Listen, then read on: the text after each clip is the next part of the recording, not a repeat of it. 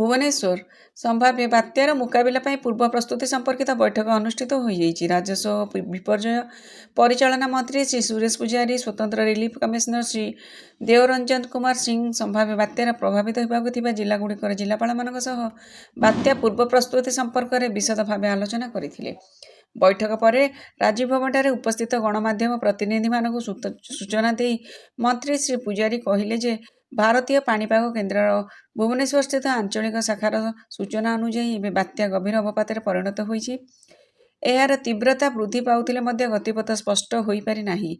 एहार प्रभाव में अक्टोबर 27, 28 और 29 तारीख बेलू दक्षिण ओडिशा और उपकूल ओडिशा रे प्रबल वर्षा हो पारे।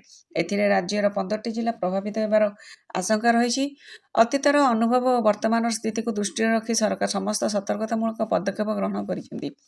मंत्री श्री पुजारी कहते जे एनडीआरएफ, ओड्राफ और अग्निशम बाहिनी को सजग रखा जाइछि। सरकार कृषि, जल संपद, शक्ति, पंचायतीराज, स्वास्थ्य, समवाय, ग्राम्य उन्नयन, प्राणी संपद विभाग सह समन्वय रक्षा कर प्रस्तुति जारी रखिछंती।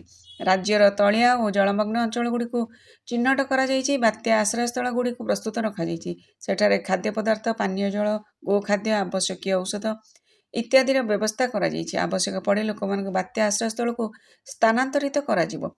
मंत्री श्री पुजारी पुणी कहते जे सरकार धनजीवन रक्षा सह संपत्तिर सुरक्षा प्रति स्वतंत्र भाव ध्यान देउछंती। एबे भूस्खलन और शहरी बन्या उपरे मध्य सतर्क दृष्टि रखा जाइछि। आगरू अदिनिया वर्षारे क्षतिग्रस्त जनसाधारण को तुरंत क्षतिपूरण प्रदान करा जाइछि। सरकार सह नियमित संपर्क में रहिबा सह आतंकित न हेबाकु मंत्री श्री पुजारी जनसाधारण को परामर्श दैछंती। एही अवसर में स्वतंत्र रिलीफ कमिशनर श्री सिंह कहले जे जनसाधारण सरकार द्वारा बात्या संपर्कित सूचना को गुरुत्व दियंतु। अजथारे आतंकित न हेबाकु अनुरोध करबा सह सरकार निरंतर बात्या संपर्कित सूचना जारी करिया पई समस्त प्रकार व्यवस्था करिथिबा से प्रकाश करछंती। समृद्ध ओडिशार